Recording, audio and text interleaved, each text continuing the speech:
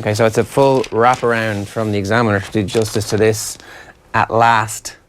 I'm sure there were 6 million photographs that they could have taken from yesterday. So the Examiner, Michael Moynihan with the opening story, a finale in keeping with the season to remember with Limerick, the last man standing. So that on the whistle stuff is always pretty hard after something like that, where you're like, hang on a second, what just happened?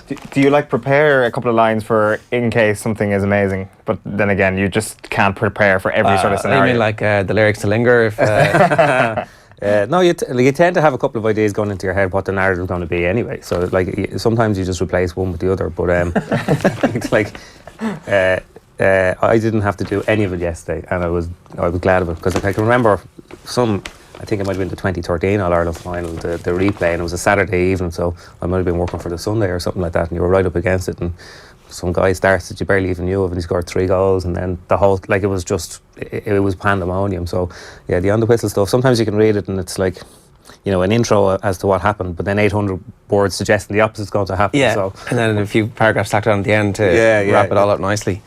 So Limerick end the 45-year drought is the front page of the Irish Independent this morning, and then it is redemption on the back. That's Cian Lynch.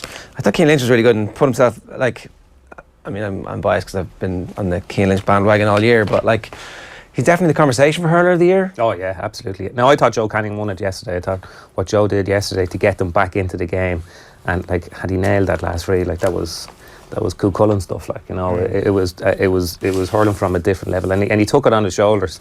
The great trick that Micheál Donoghue has performed over the last couple of years was not being so reliant on Joe Canning, but actually that's what happened. Yeah, that's the default that they switched into yesterday, when a couple of their forward options have been so. Conor Whelan was wrapped up really well by Sean Finn yesterday, despite that goal. Johnny Glynn didn't get into it. Conor Cooney didn't really get into it either. Cathal Mannion really didn't. So you're only talking with Joe and Joseph Cooney. So in that situation, to make a game of it, I think was probably testament to Canning's performance. Let It Linger is the back page headline on the Times Ireland edition. Cian Lynch celebrates it with his mother Valerie after Limerick won their first Liam McCarthy Cup in 45 years.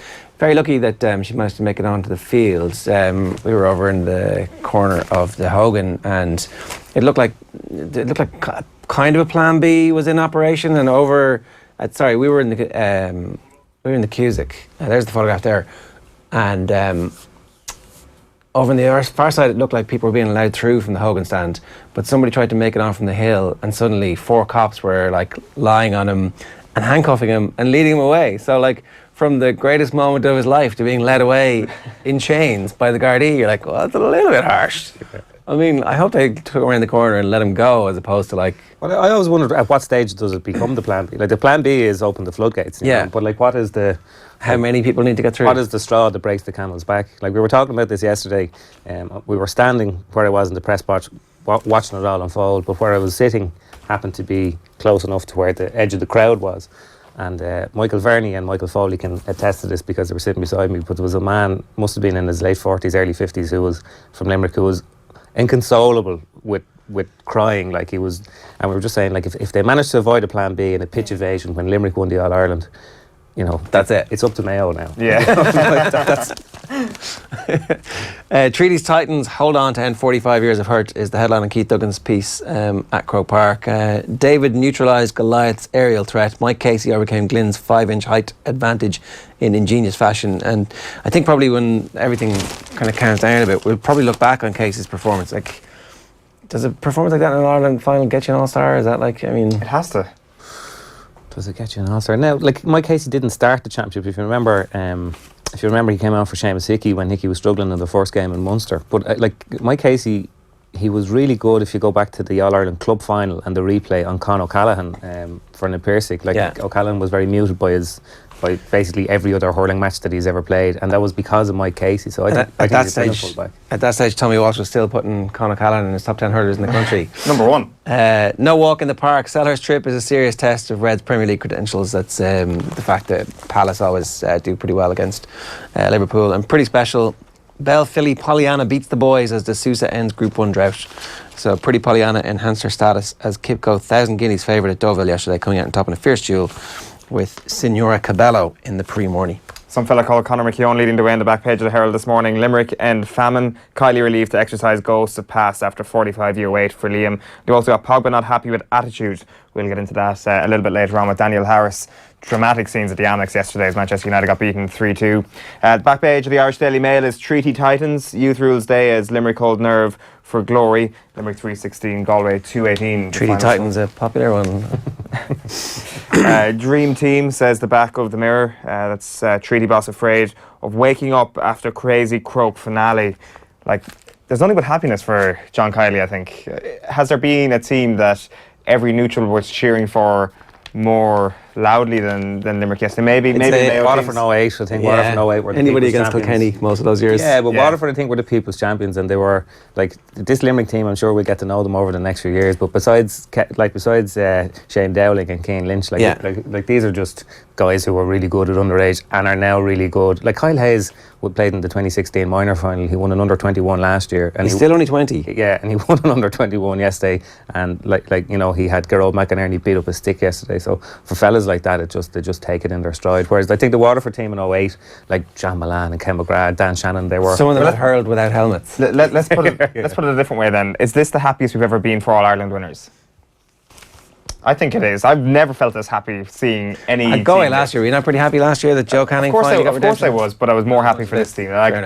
Just seeing John Kiley speak out, seeing Shane Dowling speaking after the game and urging the fans to go mental and stuff. That was just amazing. I think they are a really great sporting county though. Like by a bizarre coincidence yesterday, I actually ended up in the lift with JP McManus in Croke Park going back up. He had come out of the dressing room, and I was going back up to the press box, and he was trying to find a way out of Croke Park, and the poor man was absolutely exhausted. But you could see they were like, it's a thing that too many people have waited too long for. Like John Kiley even made the point that it's a shame that there are so many really good Limerick hurlers and so many really good Limerick teams that have never won this before.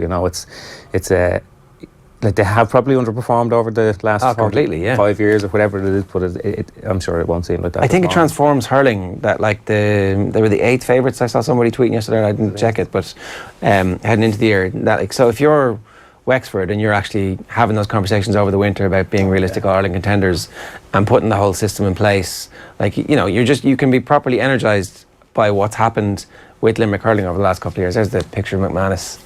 But the thing with Wexford is we now need them to win next year's All-Ireland to level the amount of counties that won All-Ireland in the 90s, because it's 5 now in this decade compared to the 6. And there's only been 4 football All-Ireland winners this decade, so it goes to show... It's not going to be any more either. Yeah, it's not going to be any more, you're right. 3 years left. Exactly. Back page of the Irish Daily Star is Green Party. Dowling urges Treaty fans to revel in glory. Back page of the Sun then is a team photo. I feel like someone is going to wake me and shake me, Boss Kiley in Dreamland. And if you can make out at the very bottom right there, you can make out Cian Lynch trying to have to do that Dele Alli celebration, covering his right eye there, but kind of in the middle of it. Not quite succeeding with it right there. Front page of the Daily Telegraph sports section then, looking to... There he is. There he is. Did he not get it right? Is that not it? He got it right there, but the picture that we got was just snapped just a little bit too soon on the back page of the Sun. That's the Dele Alli celebration, the Delibration, if you'd like. It's he did it in the first Premier League game of the season, and people are like, oh, that's kind of cool, let me do it. And then they realise that it's actually very, very hard to do that. With a helmet on. It's even harder to do it with a helmet on, but you've got to get your hand in a very special position to do it. I spent half my weekend trying to master it, and I eventually did. Front page of the Daily Telegraph sports section is... Hang on. You did it. I did, yeah. Yeah, so show us. So basically people are saying that you have to go like this and then put it on your head, but it's actually not. What you need to do is you need to kind of move it to the top of your hand like this, and then you can go like this, and absolutely nailed it. I'm so happy with myself. Weekend wasn't wasted. Weekend was not wasted. We lacked hunger and deserved to lose, says Paul Pogba. I'm not sure what celebrations he had planned there, but he did score yesterday, but it was a completely pointless goal. And as well here on the back page of The Guardian, rocked in Brighton. Mourinho refuses to criticise players after United defeat. That's Jacob Steinberg's match report. Shane Duffy on the score sheet yesterday. We'll hear from him a little bit later on.